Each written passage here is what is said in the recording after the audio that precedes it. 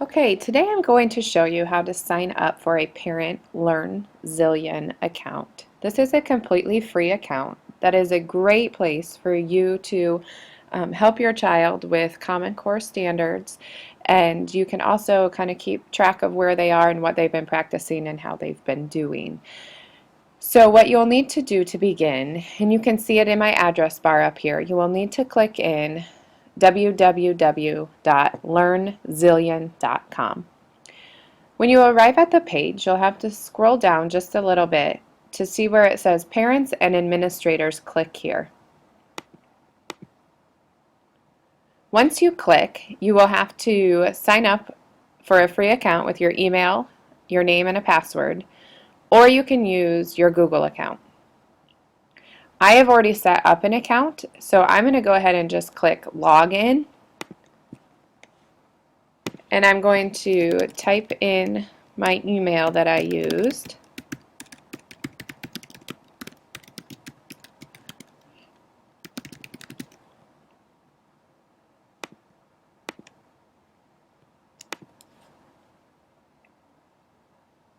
And once you're in, you will notice that up at the top there's going to be a tab called Classes, and yours is going to say 0. I have already set up a class so that I have a way to show you on the video what it'll look like, but yours will say 0.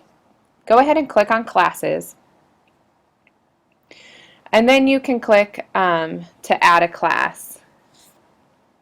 So I'm going to click New Class.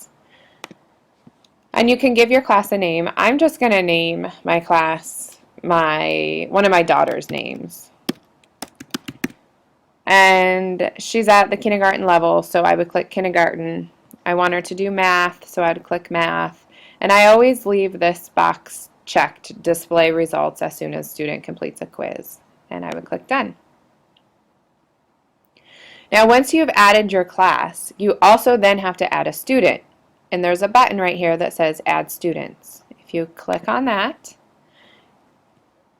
you can add as many students as you want. So if you have 3 children at home and you want all 3 of them working on LearnZillion, you can put all 3 of their names in. I'm going to go ahead and just use my daughter's name again and click Add. And then Save. And once I've done that, you're going to notice that the box will show up with the student's name and it'll say pending. And what you need to make sure that you do is you go over to the blue button that says Print Enrollment Codes. And when you click on Print Enrollment Codes, it'll pop up with the information that is needed for your student to set up their student account. So there's an enrollment code at the top, and then there's, if you don't have a LearnZillion account, so they'll go to learnzillion.com/student/signup. They'll enter their enrollment code, and they do need to make sure that it is in capital letters or it won't take the code, and then create my account.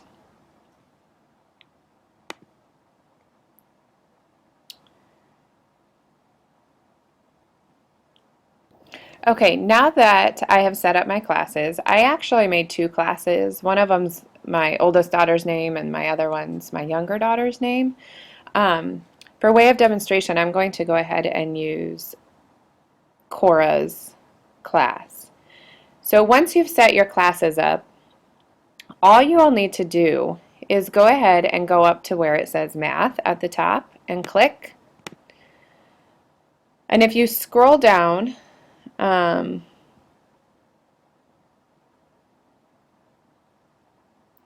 go over to 5th grade math.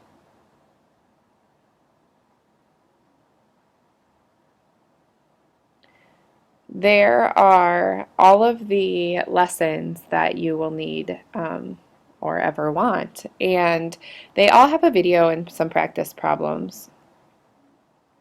The other way to get to notice is that up at the top there's tabs. So there's a measurement and data tab, operations and algebraic thinking, number and operations in base 10, a geometry, and a number and operations fractions.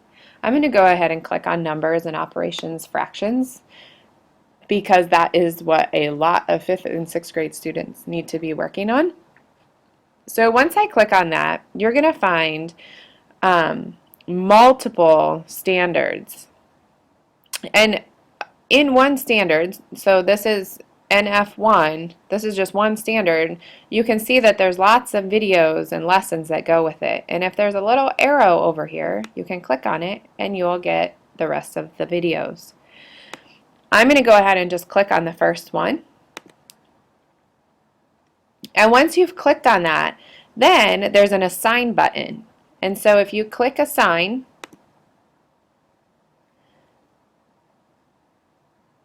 you can assign to whoever you need to assign to. So I'm going to assign it to Cora, and I'm going to click on Cora's name. I do have to click on a due date. I usually set it for a week or 2 out, and then you click done. And you can assign as many lessons as you want, but I just don't recommend assigning too many because that can be overwhelming. So then I go back to my classes, and you can see I've just given Cora an assignment. And when you click there, it shows that Cora has not completed her assignment and that it's due on March 28th.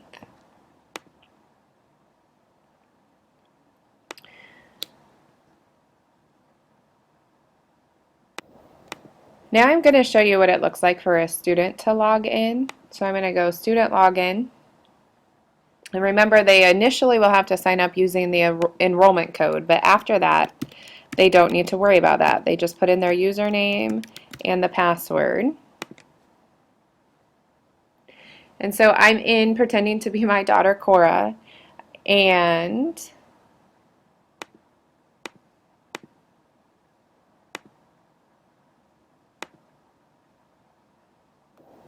okay, I'm going to try this again. So I'm going to log in as my daughter Cora. When your child logs in, this is the screen that should pop up. She can go ahead, he or she can go ahead and click on the class that they're in. So she'd click on Cora. And you can see here, this is the video that I had just assigned in my parent account to her. So she would click on that, and there is a video that she would watch. They're usually about 2.5 to 5 minutes long. And so the expectation is that they watch the video, and then up at the top there's a button that says ready for practice, and your student would click start, and your student would go through these questions. The only thing I caution about is that there isn't a certain number of practice problems that are required in order for the assignment to look like it's been completed. So I always tell my students that they need to do at least 10 practice problems, but you can decide what's best for your child. So I'm going to just guess through a couple of these. I'm not even going to think about them. Sorry, that's incorrect. I guessed wrong. It shows me the correct answer. And then I can click next question, and I can keep going for as many problems as are needed for me to be understanding the concept. When I am finished, I can click I'm done practicing. Okay, when you log back into your parent account and you go up to classes, you'll be able to click over here on the right where it says see how your students are doing on practice problems, and you can click view practice reports.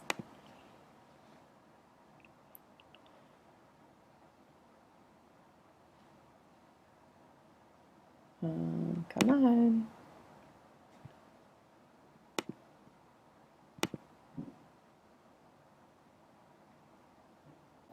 And it'll bring up what your student has done. So Cora, it looks like, has had 3 sessions. The first session she worked on for less than a minute, and she scored 0 out of 1 correct on the practice problems. Then she worked on a different standard, it looks like, for less than a minute, and she got 33% correct. And she worked on another one for less than a minute and got 25% correct. So obviously I was just guessing and pretending like I was being my daughter, but you'll be able to quickly see how much time they're spending on the information and if they seem to be mastering or if they need more help with that standard. So Depending on what your student needs, you can go back to the classes and you can either reassign the same standards or you can move on to new standards or whatever it is that you need to do. I hope that this tutorial helped. If you have questions, please contact me, KROBINSON at prairiepride.org. Thank you.